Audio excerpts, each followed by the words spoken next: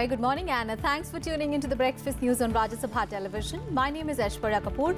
Let us start the bulletin with the headlines.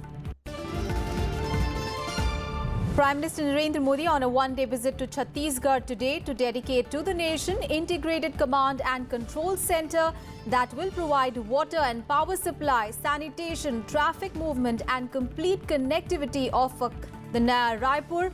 Air connectivity between Raipur and Jagdalpur under Udan scheme also to be launched.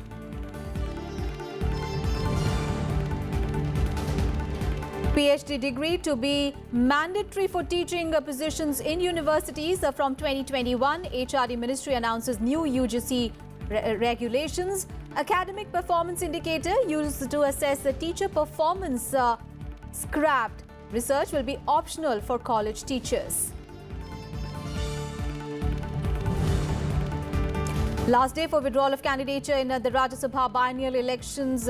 Today, polling for biennial election to fill up 3 vacancies in Rajya Sabha from Kerala on 21st of June. With the grand opening ceremony, 2018 FIFA World Cup gets underway at Moscow's Luzhniki Stadium.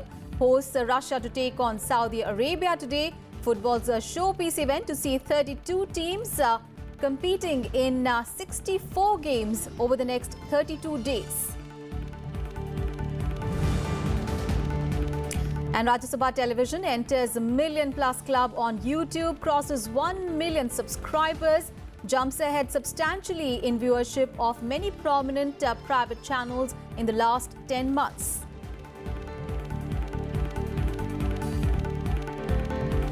Prime Minister Narendra Modi will visit Chhattisgarh today, where he is scheduled to inaugurate modernized and expanded Bhilai steel plant. He is also expected to lay the foundation stone of a permanent IIT Bhilai campus and unveil a plaque to mark the launch of the Phase 2 of BharatNet. The Prime Minister will also inaugurate air services between Jagdalpur and Raipur.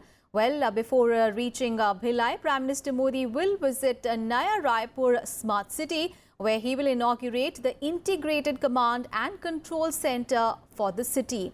Well, through this center, water supply, power supply, sanitation, traffic movement, integrated building management, city connectivity and internet infrastructure and monitoring of the complete Naya Raipur city will be carried out. On to some other news. The Union Cabinet, chaired by Prime Minister Narendra Modi on Wednesday, took a very key decision. The Cabinet has cleared HDFC Bank's proposal to raise 24,000 crore rupees via FDI. It has also approved repositioning of a North-Eastern Council and the proposal for the enactment of a Dam Safety Bill 2018. Details in this report.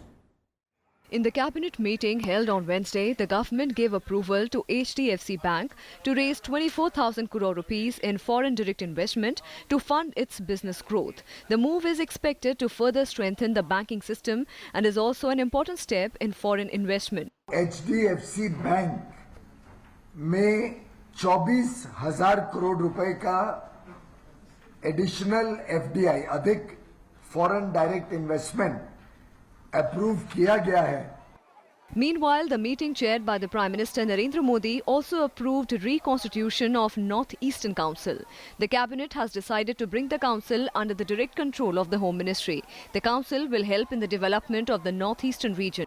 माननीय प्रधानमंत्री जी के आग्रह पे cabinet ने ये निर्णय लिया कि अब देश के माननीय गृह मंत्री नॉर्थ ईस्टर्न काउंसिल की अध्यक्षता करेंगे एज एक्स ऑफिशियो चेयरपर्सन, और जो डोनर मंत्री होंगे वो उसके वाइस चेयरमैन रहेंगे.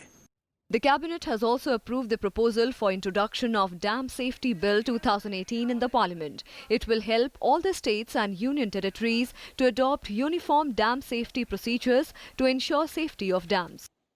Dam Safety Bill 2018 इसको आज मंजूरी दी गई प्रधानमंत्री श्री नरेंद्र मोदी जी के अध्यक्षता में कैबिनेट द्वारा. The government has also approved the continuation of 3-year action plan of the scheme for Agricultural Education Division and ICAR institutes with an outlay of 2,225 crore rupees. The move is aimed at strengthening higher education in agriculture. Education division और ICAR के institutes के लिए 2017 से 20 इस समय अवधि में 2,225 करोड़ रुपए की लागत से ये सभी जो एग्रीकल्चरल एजुकेशन इंस्टीट्यूशंस हैं वो कैसे उनको और अच्छी तरीके से शिक्षा फार्म क्षेत्र में एग्रीकल्चर क्षेत्र में शिक्षा देने के लिए मजबूत बनाया जाए, कैसे अच्छे लोगों को तैयार किया जाए एग्रीकल्चर के क्षेत्र में जो आगे चल के उच्च शिक्षा भी पाए एग्रीकल्चर एजुकेशन में और नई नई टेक्नोलॉजी नए इनिशिएटिव्स को देश भर में हम ले जा सकें, इसके लिए इन इंस्टीट्यूट्स को और मजबूत करने की योजना बनाई गई है. The Union Cabinet also approved a proposal for leasing out 3.7 acres of land at Pragati Maidan to a private player for construction of a hotel. Panchanan Mishra's report for Rajya Sabha TV. And at the Council of Ministers meeting, the Prime Minister reviewed the progress of the flagship schemes implemented by the NDA government in the last 4 years. The leaders discussed progress of the Gram Swaraj Abhiyan, a movement initiated for the development of the poor in 16,850 villages of the country from 14th of April to 5th of May as a tribute to B.R. Ambedkar. During 21 days of the initiative, 7.53 lakh Ujjwala connections were distributed and over 5 lakh households were electrified under the Saubhagya Yojana. In addition to this, over 20 lakh Jan Dhan beneficiaries were added and another 26 lakh beneficiaries were included under the Prime Minister's Suraksha Bima Yojana as well. The Council made a detailed presentation on the ongoing flagship programs of the government, including the Mudra Yojana, Jan Dhan Yojana, Ujjwala Yojana and Digital India. The Prime Minister also pressed for early resolution of the grievances of beneficiaries so that they continue to gain from the schemes. The Prime Minister also stressed on the need to make the rural population aware of the various schemes of the government.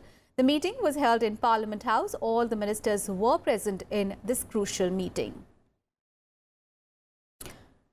And let's get all the details from my colleague Panchanan Mishra. Panchanan, what all details can you give about this Council of Ministers meeting that was held yesterday, which was chaired by Prime Minister Modi? We understand that he reviewed the various flagship programs of the government. What else can you tell us? Exactly, Aishwarya. There was a cabinet yesterday and also the Council of Ministers. Council of Ministers held after a gap of more than 3 months. In these 3 months, the many incidents happened, like the by-elections of 3 Lok Sabha elections, 3 Lok Sabha seats, and also the Karnataka elections, where the BJP, the results were not in favor of BJP. So there was the context is that there was a overall review of the schemes, ongoing schemes of the 4 years of the government. As you mentioned, that Mudra Yojana, or either it be Social Bima Yojana or it's a health schemes.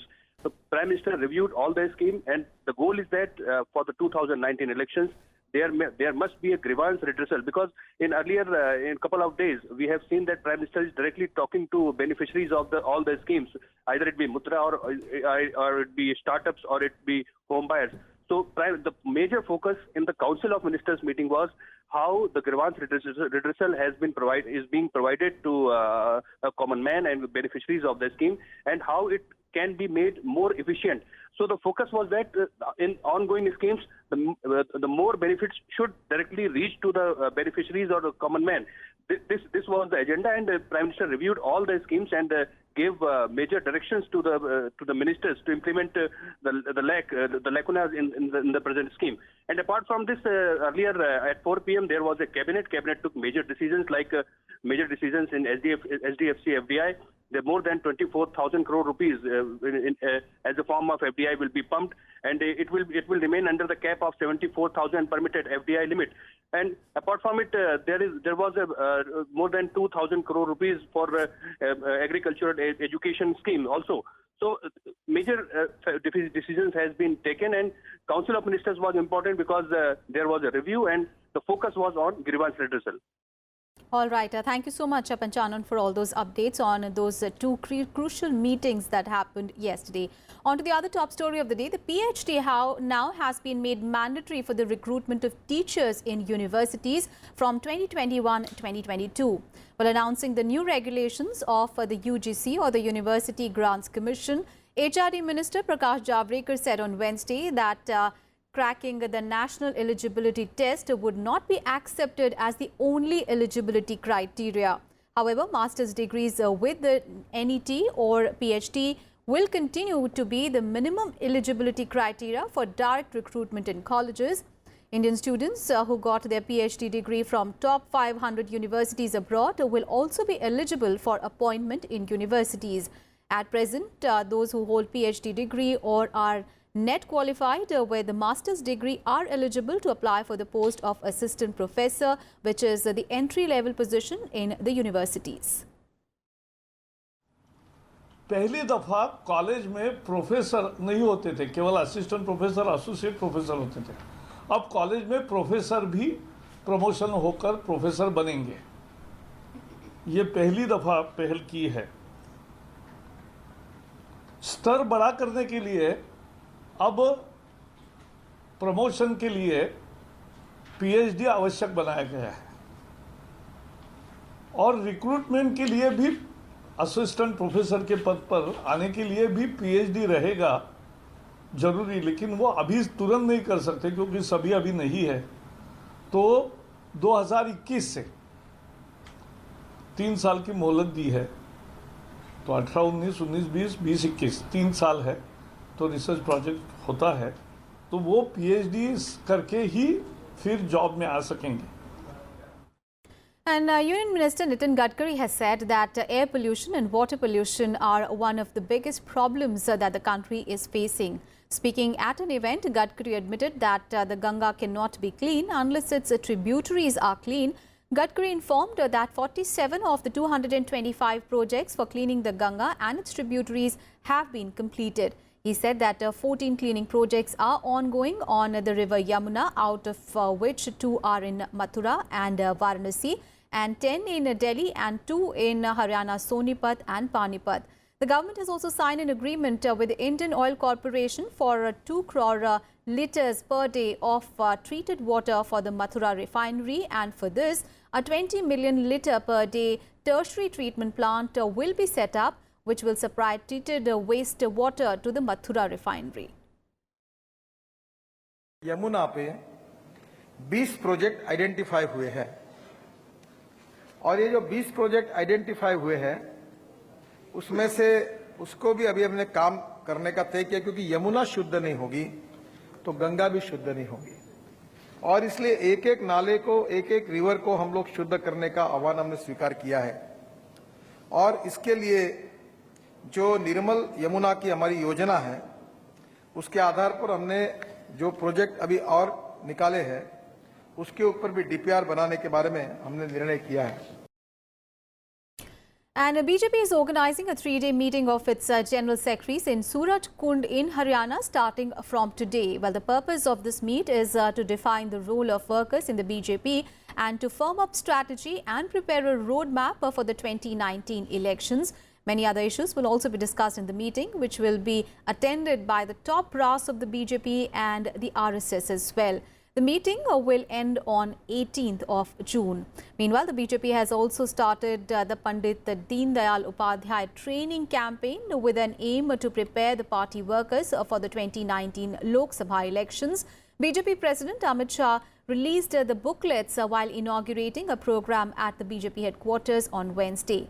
The purpose of this training campaign is to prepare such workers who are able to tell the achievements of the government to the people to connect them with the party. Speaking at the program, Amit Shah said that there might be any ideology of any political party, and if any political party is doing politics based on their ideology, it is healthy politics. He further added that the ideology of the BJP is to bring a change in the society and to work for the development of the country. And the Madras High Court is expected to deliver its verdict today on the disqualification of 18 AIA-DMK dissent MLAs who had earlier switched to loyalty to RK Nagar MLA TTV Dinakaran. The judgment, which was reserved by the High Court on 24th of January, comes 9 months after these MLAs were disqualified. In September last year, 18 MLAs of the party met the governor and had submitted a letter seeking replacement of Chief Minister Palanisamy. The 18 AIADMK MLAs were disqualified by Speaker P. Dhanpal on 18th of September under the anti-defection law.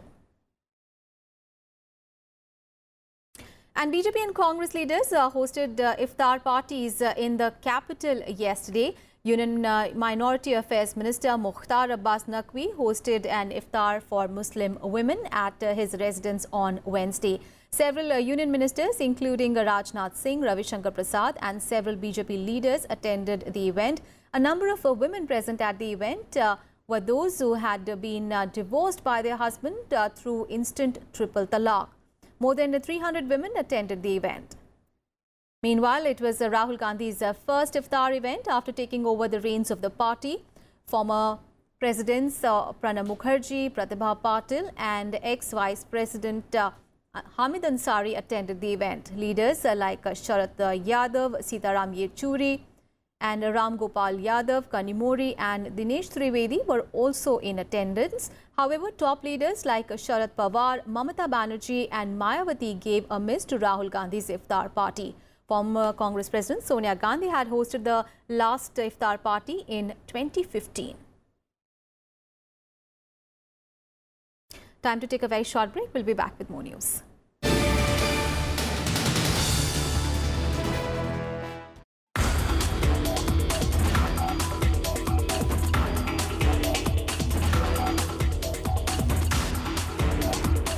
Abiotic stresses are very, very important because particularly with issues of climate change where there are vagaries of the monsoon. Fortunately, particularly in rice itself, there is a lot of work that has been going on in this regard. We made improved Samba Masuri. We identified 3 genes. That was what the initial work was very important. Now we find that we have tested more than 1,000 isolates of this bacterium from all parts of the country. Transgenic technology and marker-assisted selection are both converging to the point where essentially the net result of all of it is that the capabilities of biotechnologies to improve crops is enhancing tremendously. Watch Eureka with Dr. Ramesh V. Sonti, Director, National Institute of Plant Genome Research on Saturday at 4 p.m. and Sunday 12 noon only on Rajya Sabha television.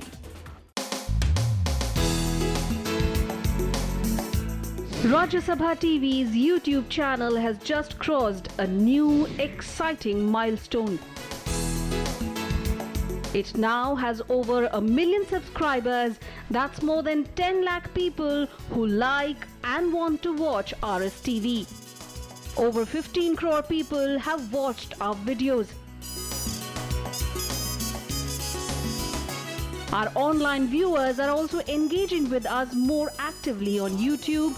More and more people like, share and comment on our videos. We thank you, our growing tribe of RSTV viewers. We will strive every day to bring you more exciting and engaging content. So stay tuned to Rajya Sabha TV.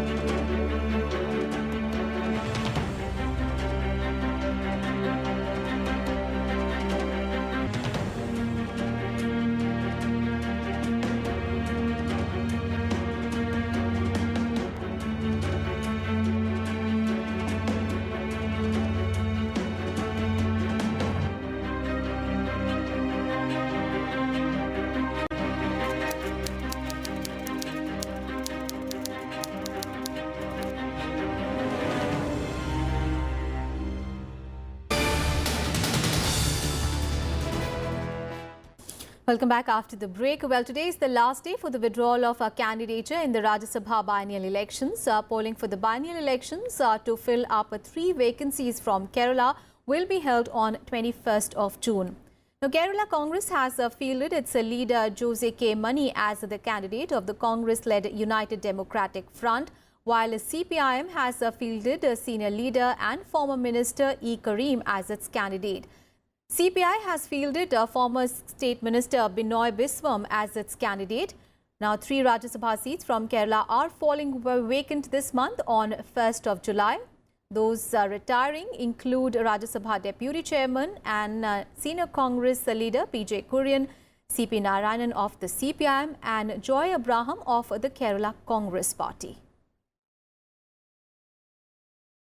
The Unique Identification Authority of India, or the UIDAI, on Wednesday delayed the introduction of a facial recognition facility for Aadhaar authentication by 1 month to August. The decision was taken to get enough time for the preparation of a smooth rollout. Earlier this year, the UIDAI had announced that it will include face recognition alongside iris or fingerprint scan as a means of verifying users to help those who face issues in biometric authentication or have worn out fingerprints. The face recognition service will be first made available to the authentication service agencies, and it will later be rolled out to all the users after the process is stabilized. The face identification feature was earlier planned to be introduced from 1st of July. News from the northeast of the country, and over 3,500 families have been rendered homeless in Tripura as heavy rains hit the state during the past 24 hours. Incessant rain since Wednesday in parts of northeast has triggered flash floods and has rendered thousands of people homeless in other states as well, including in Assam, Manipur, Mizoram and Tripura. Over 10,000 people from flood-hit districts have taken shelter in 71 relief camps that have been set up. Meanwhile, more rain has been forecast by the Met Department over Meghalaya and Assam, with heavy to very heavy rains at isolated places over Nagaland, Manipur, Mizoram and Tripura. IMD has predicted more showers in the region till 15th of June. Meanwhile, air quality in the national capital and its surrounding areas continues to remain critical as pollution levels in Delhi spiked yet again. According to the Central Pollution Control Board, the data showed that the PM10 level was beyond severe at 778 in Delhi NCR area and 824 in Delhi particularly, leading to hazy conditions and limited visibility. Moderate, dry and hot northwesterly winds from Rajasthan will continue to blow, leading to dry and hot weather along with dust haze over Delhi, Punjab, parts of Haryana and Uttar Pradesh as well. Meanwhile, in south of the country, the monsoon along the west coast has become inactive. Light to moderate monsoon rains will be seen over coastal Karnataka and Kerala for the next 24 hours. Let's take a look at all the weather updates and the heat wave conditions.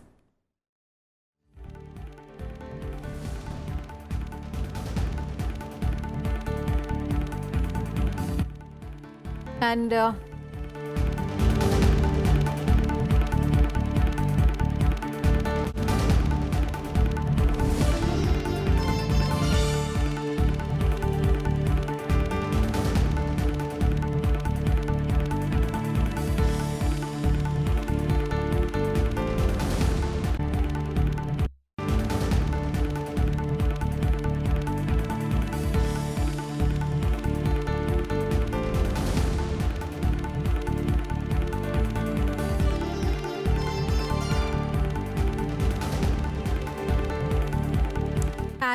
news just coming in, one army personnel was killed while 2 terrorists were gunned down during an ongoing operation in Bandipora area in Jammu and Kashmir today. As per reports, the security forces have launched a massive search and combing operation in the dense forested area to flush out other militants. Reports also suggest that the forces had received a tip-off regarding the presence of some militants in this forest area. Let's get you all the sporting action. Afghanistan is all set to make its debut in the international test cricket today. In a historic match, Afghanistan will take on world #1 team India at the Chinnaswamy Stadium in Bengaluru today. And with this match, Afghanistan will join the club of nations playing test cricket as its 12th member. Team India will be led by Ajinkya Rahane in the absence of skipper Virat Kohli. Afghanistan got the status of a test-playing nation in 2017 after joining International Cricket Council in 2001. Sports Minister Rajya Singh Rathore as well as Dr. Abdullah, the Chief Executive of Afghanistan, will be present as the chief guests in Bangalore today. India has played a crucial role in the development of cricket in Afghanistan. In a letter to the Afghan cricket team, Prime Minister Modi has extended his best wishes to the Afghan cricket team. And the 2018 FIFA World Cup is all set to begin today. The opening ceremony will take place at 8 p.m. India time, and the first match for the season between hosts Russia and Saudi Arabia will kick off at the Luzhniki Stadium in Moscow at 8:30 p.m. Russian President Vladimir Putin and Saudi Crown Prince Mohammed bin Salman are likely to attend the match and watch their respective nations play against each other. The 32-day tournament will feature 32 teams divided in 8 groups, each battling out in Russia for the 2018 World Cup. The contenders for the 21st edition of FIFA Championship includes the defending champion Germany and 5-time winners Brazil. The final will take place at the Luzhniki Stadium on 15th of July. And good news, Rajya Sabha television's viewership has jumped substantially during the last 10 months on YouTube, as it has over 1 million subscribers now. According to Rajya Sabha Secretariat statement, the broadcaster is ahead of several prominent private news channels. It said that among the public broadcasters, RSTV is ahead of DD News and Lok Sabha TV as well. It added a total of subscriber base of over 1 million.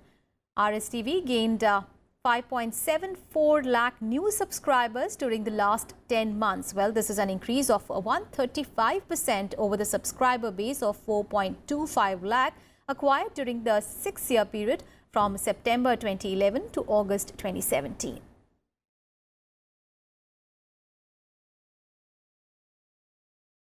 And with that good news, so we end this edition of Breakfast News. Thanks so much for watching.